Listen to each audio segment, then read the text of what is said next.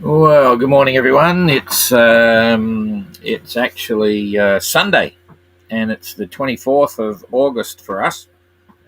Some of you may be back on the 23rd on the other side of the world, although it's 8 o'clock. Just after 8 o'clock here. So we're getting the sun pretty early because we're close to the international date line. Anyway, just waffle a little bit, let a few people join us here. We're going to have a quick chat about how we are running.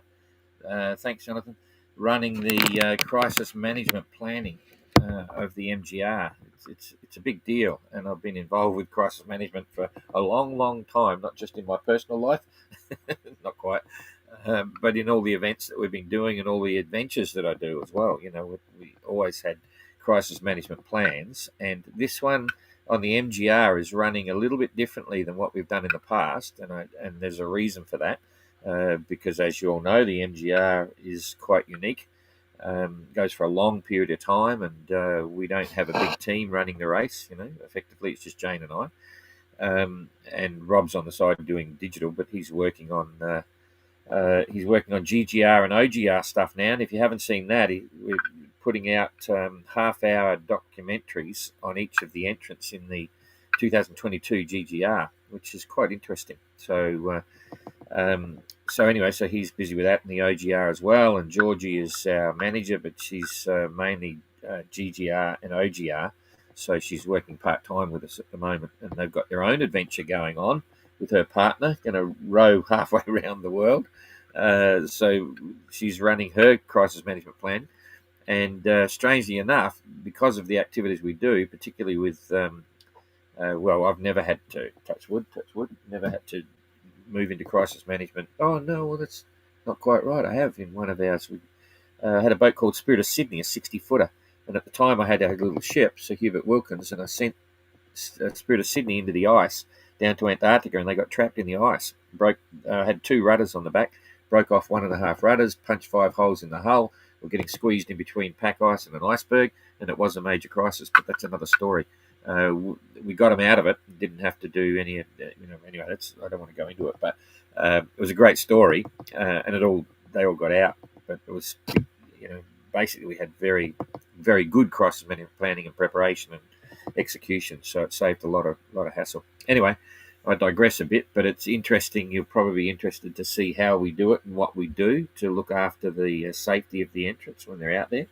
The biggest challenge for the entrants, as you know, is coming up when we get to leave. Once you leave Mauritius, everything changes. The whole world is tipped upside down for the entrants in terms of the challenges that they face, and it gets quite serious. But part of the transition from someone like Jasmine, jumping on a 580 in Lagos with sailing experience, but not a lot in that boat.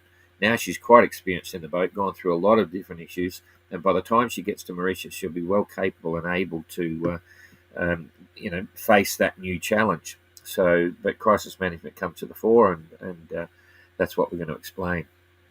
Anyway, so it's Saturday night for most people in Europe. Don't forget to like, subscribe, share. I keep forgetting that. We should be running at. We're getting about 25% of the people who are watching and following have actually liked and subscribed, and this, that, and the other. We can see on the back end. So we're running 75% of you probably haven't. So if you can, that'd be cool. All right, I'm going to go straight to the tracker now, and I haven't had a look at all. The boat's stripped at the moment. We're out of here tonight, so we might not have a tracker up tomorrow morning. We've just got to see where we are. We're going via Singapore back to China. So let's just see. So you're on the tracker there, and I'm going onto the tracker here. So are we on the current times? No, we're not. It should be 1600. So I'm going to have to reboot. Okay. So remember, you get information on your phone on the app, which gives you a bit of a rundown on the actual positions and what they're doing. But if you want to play around, and do exactly what I'm doing now. You just get onto the website and go to the live and do everything I'm doing right here now. Just click on leg 3. There it is. So now they should be, hopefully the times are up for grabs. Little tight bunch up there, cheapest. So keep pushing it down. So there's the fleet. There's the fleet. Is this the right time? Yep, 1600. 1600 is 1600. Jasmine's been behind. Yep, and Urton. Yep, everyone's on 1600. So that's what it's looking like. We'll go straight to the wind. Got the grids on. We'll go to the wind. Put the snail trails on as soon as it comes up. There we go. Ooh, jeepers, look at that. Bit of compression going up the front there. That'll be an interesting story. So that's a good look. We'll have to get a screen grab of that. Okay, back to the cruising division. Gary, cruising towards Darwin. We're going to miss Gary. It's always nice to have all these Aussies. We started with 5 and we're going to be down to 2. So 5.3 knots, 110 mile day. I'd suggest he's having a great time there. But we'll look at the sea state things later. Urton, 5.6, 114. That's okay. 3 boats in a line here. Eric, 5.7 and 109 mile day. Christian, 6.2, 113 mile day. Josh, 5.5, 97 mile day. So they're all getting similar weather, doing similar speeds. 5.6 for Jazz, 103. Slowed down a bit. The boys are catching up. And Jacob, yeah, good idea. Start heading north a bit, but you never know till you get there. 3.8 knots. But he's done a 151 mile day. That's suggesting a bit of a current there. Who knows? Adam's been up there, heading down now. 4.2. Oh, that's not right. 206.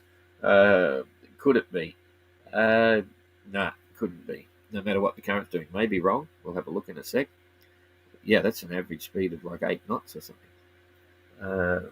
Yeah, that's 8. Nah, couldn't be that much current, maybe. Who knows? Peeler, 3 knots, 303. They're getting pretty fast at the front of the fleet, so forget about that. The daily run's definitely not correct there, so Adams isn't probably correct. I need to make this bigger now so we can see what's going on here. But boy, they're bunching up at the front. 2.7 knots for Dan, so he's run out of breeze, but still overall managed 118 nautical miles. And Kerry is in the lead. Whoop, whoop. That slipped by without anyone noticing. So Renault will be in a state of absolute depression this morning. He'll be pacing the decks thinking, what am I going to do? What am I going to do? There's no wind. Better cook a cake. Not quite. But anyway, Kerry will be all smiles thinking, how can I keep up with this? And it's only making 1.8 knots, 101 mile day. And Renault did 99 mile day. So he took 2 miles out of him. That's a really interesting scenario there. Jeepers. So good to see the fun. Actually, Renault will be loving it for sure. And Dan's hanging in there. Peeler's right there. She was 95 miles behind yesterday. Let's just see what it's looking like now. Because there's a bit of compression. The tail enders are going to catch up a bit. That's fair enough there. Yeah, 98, still the same. So she hasn't been able to close that lead group. If we come up here and see what Holiday Dan is doing, I should actually, I can't, I should actually have a bigger to measure it a bit more accurately, but that's about right. 27 miles behind. He's actually caught up a bit. He was 50 miles. So he snuck up the rear there, and Kerry and them are very similar. So that's all kind of fun. And Peeler's still in with the lead group, and they're slowing down at the front. Okay, let's look at currents and see what's happened there. Jeepers. Okay. All right. Looks like the only speed they're getting at the moment is current. It's about, there could have been like 1 knot of current. They're only doing 1.8, so they're drifting. They've absolutely run out of breeze. They're in a good position there to get that current. Peeler, let's see what the wind does later on. Adams missed out. He should have kept going. If he had gone up there and then gone down there, ooh, hindsight is a beautiful thing. So anyway, he's got his reasons for being down there. This is slowing the fleet up a bit here. They're coming just a little bit forward of the beam, and the wind's coming this way. So you imagine what that's like. it's going to be very bouncy for these guys. I haven't seen any posts yet from them, but they'll probably mention it again. Really confused C. So we'll just move this on a bit. Oh, it's not that strong. Okay, it's very super tidal. I just went through 9 hours then, so not such a big deal there. And oh, look at that! I'm just going to give them a bit of a kick up there, so the current's going to be driving them out the front. So that's okay. Cloud-wise, is there squalls? No, it's very clear. Oh well, they'll be enjoying the ride. Sea state will be very low. Yep, less than a metre. So all in all, very pleasant sailing. But look at this. This is that transition zone here. You can see it running between the light blue. If you can detect that, there's a little bit of light blue and dark blue. So it's running right along, and they're just about to step out into a new zone here. And that means they'll probably have some confused seas as well, rocking and rolling. But a bit hard to predict because there's not a lot of wind there. So it'll be calm and current swirling around them. Okay, I think that's probably all we can look at here. Temperature, we know it's warm, so we're done with that. I keep thinking it was too quick. Mark's nearly into Darwin. He'll be happy about that. Gary's going to go down there sometime. I wonder if Gary will come down here. That'll be interesting to watch because it doesn't have a motor and there's big currents here. It can be quite calm, and he's got plenty of time. Maybe he'll wander off down here and try and come back that way. Maybe not. No idea. Okay, but it's going to be a little bit challenging for the 580 to get to Darwin. Interesting their overall positions in terms of security sense, but it's okay. But this is one of the zones coming down here where it gets very interesting, and certainly Indonesia. But they should be well clear of that by then. So. Okay, all right, we're done there. So I'm going to come back here, hit that. What was I showing you here? Oh, first of all, before I go there, I'm going to come back here. What's these pictures about? That was just how explaining one of the issues. We've had a few entrants saying, "Oh, are we going to get a symmetric spinnaker like a normal, round-headed, big ballooning spinnaker for running dead downwind?" And the answer is no, and this is the reason why. We don't want to have another sail unnecessarily because there's quite a selection and you get quite a lot of flexibility when you're using your three asymmetrics. You've got your 7, 5 and a 3. Okay, so the 3 is the biggest one. Okay, the 5 is a mid one. It used to be the smallest one, but now the 7 is smaller and a different cut. So you can actually run it even as a head sail, in light weather upwind, or you can run it with twins like this. This looks like the 5 and the 7 and the 5 and the 3 there. And I've done the same thing before. We had the 7 running downwind, dead square. It would be simpler to have one that you could put up instead of those two, but then you've got to carry another sail, you've got to buy another sail, and so on. So with the sail wardrobe now that's on the 580, it'll never change. That's it. There's only going to be effectively 6 sails. No, hang on. Main, jib, storm jib. That's right, and then 3 asymmetrics. That's all you need. But the big decision in the future will be what would you carry for the MGR, and it's clear that you're going to need to carry a spare asymmetric. And which one would you carry? Because you can only have 7 sails, and you can see the leech tapes are starting to go and things like that. And Kerry brought up an interesting point. He said it before quite a few times where he doesn't use the furling gears on the asymmetrics. I do, and I did, and I probably still would, because it's very convenient and it's very easy for fast dropping and setting. Just roll it in, roll it out. But the interesting thing, even with that, is if you've got it out and there's a big wind, it's very hard to roll in, because what happens is when there's a big wind, the luff line, which is a torsional rope, can sometimes get pulled and sag, which if you imagine that's the drum, it's horizontal and the rope's coming off at a normal angle. If that drum twists and the rope's not coming off at a normal angle, you can't actually get it. And I've been caught in squalls a couple of times with the 5 up, and it billows out. The torsion line gets a little bit of an angle. The drum goes over, and you're trying to pull, and you can't pull the bloody thing in. That's not a good look. But anyway, he doesn't use the furler. So when it's up, it's there. When it's down, he drops it completely and puts it in the bag and puts it below, so it's not going off with the UV, which is another interesting point. So endurance is a subject for the MGR, and these are the first guys doing it. And the boats coming in 2029 will have the advantage of seeing exactly what's happened. And I'm quite sure that they'll end up doing some more anti-chafe work on the mainsail to protect it. And also, they've got to think of what spares to carry. Anyway, all very interesting. Oh, so the other pictures that I had there was just talking about crisis management. I had a helicopter. It was a Hughes 300 helicopter on floats, exactly the same as Jacques Cousteau.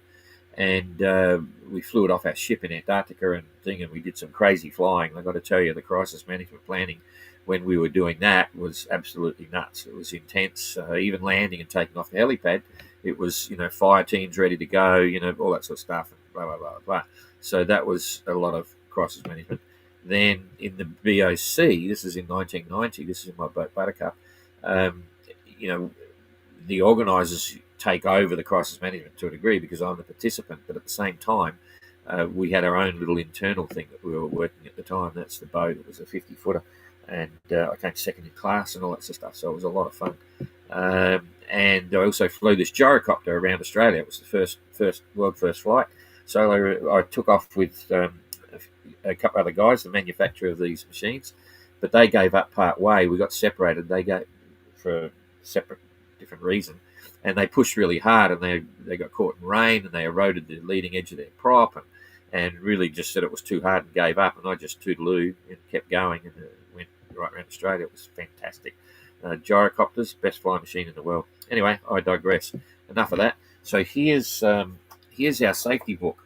Okay, this is a safety book that's established with all of the data.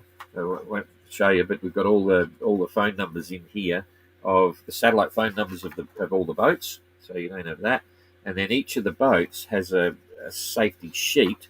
So this is what it looks like. So it's got a picture of the boat. I won't show you there might be some confidential stuff on there.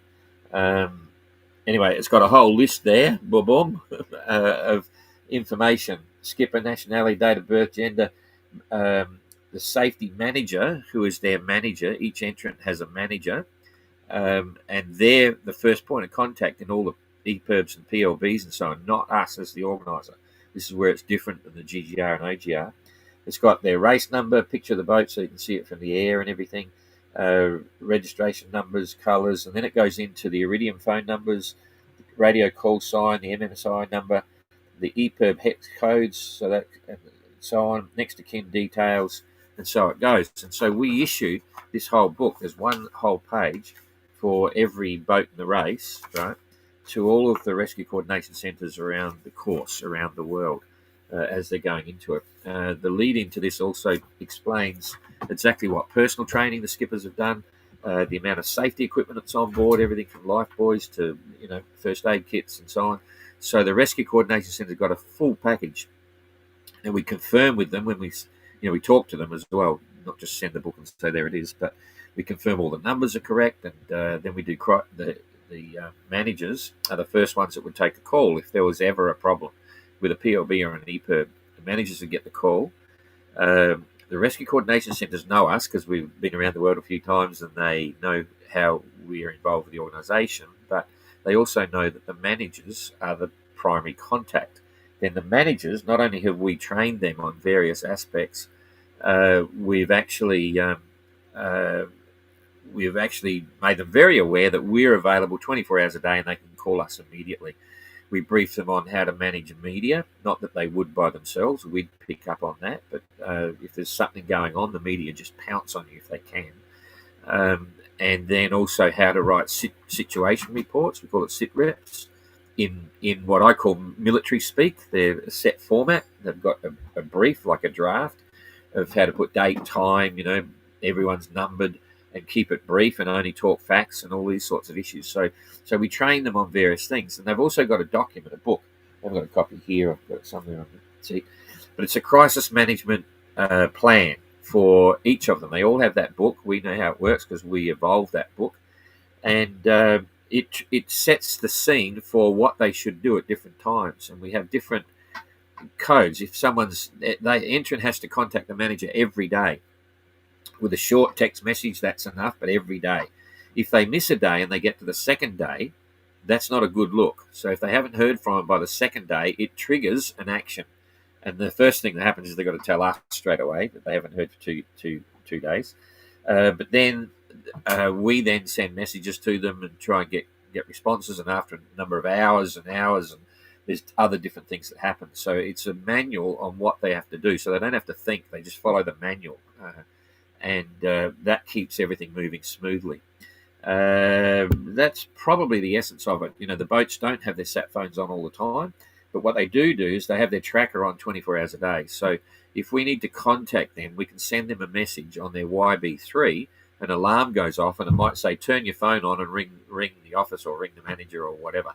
Okay, so technically speaking, the managers can't get a message to the boat because they don't have access to that ability to communicate with the tracker. We manage that from here. But because they don't have the power to leave all their comms on all the time.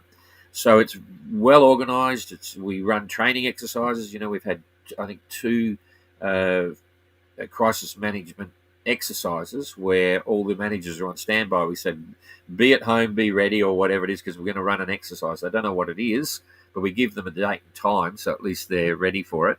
And then one of them, we give them a make-believe situation where something happened and they had to do certain things and get it to us as quick as they could, as if they were sending it to one was like, we said, okay, EPIRB's going off. You've just taken a call from the Rescue Coordination Centre we just had an EPIRB alert from Billy Brown, the boat, and George Negus is the skipper. Is that correct? And they say, yes, that's right. That's my entrant in sailing around the world. And then there's things they do. And they said, well, the manager says, I've got all the stuff here. And they have to send immediately email the copy of their safety sheet, even though it's in the book and the MRCC's probably got it, just in case. They send that, and then they confirm the phone numbers and all those sorts of things. Then the manager tries to call them, see what they've got, and see if there's any way of getting further information. And as soon as they've done all that, and it calms down, that's when they're to ring us and so on. So when we did the exercise, crisis management exercise, they were timed. We said we wanted certain things, and so we expected them from the moment we said go with the exercise, that within minutes they were able to send us an email with a copy of that sheet, and also they had to send us an electronic copy of their crisis management plan to confirm to us that they had a copy of the crisis management plan and the safety sheet with them specifically at that time, because they've got to live with the safety sheet, live with the crisis management plan, all the phone numbers, all the numbers of the because in the crisis management plan is all the phone numbers of the rescue coordination centres around the world. And the reason for that is that often the way it works is that if someone's in trouble, they'll hit their EPIRB and then they'll immediately get the satellite phone and ring their manager, right? And say, oh, jeepers, I'm in the shit, whatever. And they can sometimes get things started even before the rescue coordination centre gets to receive the EPIRB signal, go back down the line to the manager, right? And tell them, hey, we just had an EPIRB alert. That can usually, we've seen it happen within about 5 minutes from the time an entrant has actually triggered an EPIRB to the time they get the call, because in the GGR and OGR it comes to us. And so we'll get the call within, 5 or 6 minutes. It doesn't take long. And they say, hey, Don, we've got boom's in trouble, got the EPIRB. And so then it starts to go. It's a little, and they're all acting as independent voyages. And why do we do it differently in the MGR compared to the GGR and the OGR? The GGR and OGR, we have a team. We have a team of people. We have a bit bigger budget. Still no sponsors, but we have a slightly bigger budget, and so therefore we can manage it 24 hours a day, 7 days a week. We can be on standby with all the relevant things. And in the GGR, which was very intense, especially in the first one in 2018, we had a dedicated crisis management team of about 8 people, right? And they were all on call 24 hours a day. So if we got an alert in the GGR, if we needed them, we could call all these volunteers. They're all volunteers because you're running a watch system 24 hours a day. Where you once an alert is on, it might take 2 days before they're rescued, and so you're on call 24 hours a day, working with the crisis management of the Rescue Coordination Centre. And in those events, we are the conduit for communications to the entrant, because the entrant's been talking to us all the time. We know the systems, so often the Rescue Coordination Centre will say to us, "Okay, Don, we want you to be the link. We'll keep you informed with what's going on. You tell the entrant." And so the rescue guys will say, "We've got a ship coming. It's due on scene in an hour. They've got to be ready to do this, blah, blah, blah." So that's how it works. But with the MGR, it's simply too big. There's only Jane and I, and we might be on a plane, or we might be somewhere else, or we might not be available. We could be whatever for a day or 2 days. And if something happens, it's got to be instant. And so that's why it goes to the EPIRBs are all registered to the manager. But in the GGR and OGR, the EPIRBs are all registered to the organiser. So it's a little bit different. Anyway, I digress, but I thought you might be interested in that. It's highly organised, and let's hope everyone never has to have anything to do with crisis management, but we're ready for it if it happens. And as I say, the game gets a bit more serious after Mauritius. Okay, questions, and then we're out of here. We've got work to do. Don't forget to like. Hey, Jonathan, Heidi. Hi, Don. Yesterday you mentioned a message from Josh's manager. Yeah, I forgot to get that. Hang on. Where's my phone? I've got to find my phone here now. Okay. I realised when I hung up I didn't pass on, because we've got a few people that send us regular messages. So I will read you. We get a message from Josh every day or so. Hang on, stand by. Okay. Adam's thinking of. I'll go through them as I see them. Adam's concerned about his sales, and he's going to need another sale. Adam's in a situation where he only has 6 sales on board, and he can carry 7, and he didn't take an extra. Okay, so now he wants one, but if he gets one, it's going to be a 48-hour time penalty. So Adam needs another sale. Adam was thinking maybe because he had 6, he gets a free one. He can pick it up anywhere around the world, but that's not the case at all. Once you declare your sales on departure, that's what you race with, and anything new coming on board, 48-hour time penalty. And if you lose a sale overboard and it sinks, you get a time penalty on that as well, because we want the remnants of any blown out sales to be kept on board. So hang on. Let's manager kept on. Okay, here it is from Josh. This was for Friday. Just cruising along. Had to dodge a couple of fishing boats last night. Can always tell it's a fishing boat because they're lit up like Times Square on New Year's Eve. So it was a simple message, but yeah, he was doing fine. The next one we always get one from Eric. Where is it here? Hey, come on.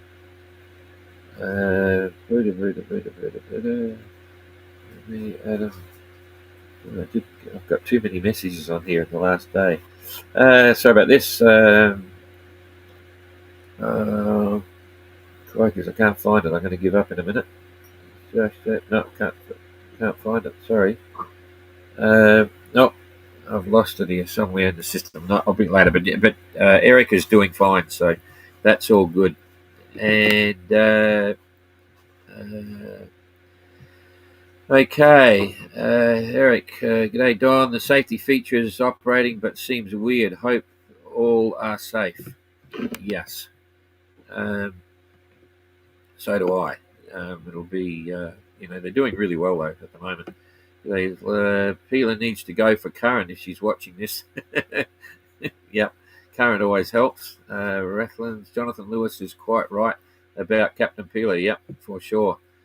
Graham, safe travels. Have you monitored the different anti-fouling systems? Which one is working best? No, we haven't. We haven't, and it's a mixed bag. But no one's had any real problems at the moment.